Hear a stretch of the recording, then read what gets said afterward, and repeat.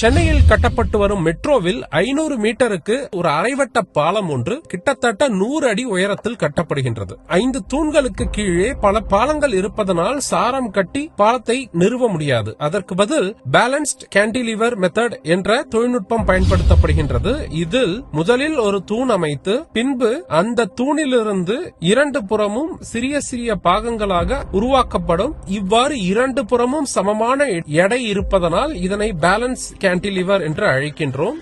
இதில் அமைக்கப்பட்டுள்ள இந்த கேரேஜ் என்ற இந்த பாகம் நகரக்கூடியதாக இருக்கும். இவ்வாறு நகர்ந்து அந்த கான்கிரீட்டை அமைப்பதற்கான ஃபார்ம் என்ற அமைப்பை நகர்த்தி கொண்டே வந்தால் பாலத்தின் புதிய பகுதி உருவாக்கப்படும். இந்த பாகங்களை அமைக்கும் பொழுது அதற்கு வலு சேர்க்கும் விதமாக அதில் டெண்டன்ஸ் எனப்படும் கம்பிகளை விட்டு போஸ்ட் டென்ஷனிங் என்று 2 புறங்களும் கம்பியை இறுக்கமாக ஹைட்ராலிக் உதவியால் இறுக்கப்படும். இறுதியாக மறுமுனையில் இணைக்கப்பட்ட பின்பு இந்த பாலத்தின் ஒரு முனையிலிருந்து மறுமுனைக்கு இந்த கம்பிகளை விட்டு மேலும் இருக்கப்படும். இவ்வாறு இருக்கியதனால் உறுதியான பாலத்தை கீழே சாரம் கட்டாமல் உருவாக்கலாம். சென்னையில் உருவாக்கப்படும் பாலத்தில் 5 தூண்களில் இவ்வாறு அமைக்கப்படுகின்றன. அதே சமயம் இவை வளையக்கூடிய வகையில் அமைப்பதனால் மிக சிக்கலான அதே சமயத்தில் மிகவும் அற்புதமான ஒரு வடிவமைப்பாக இருக்கும்.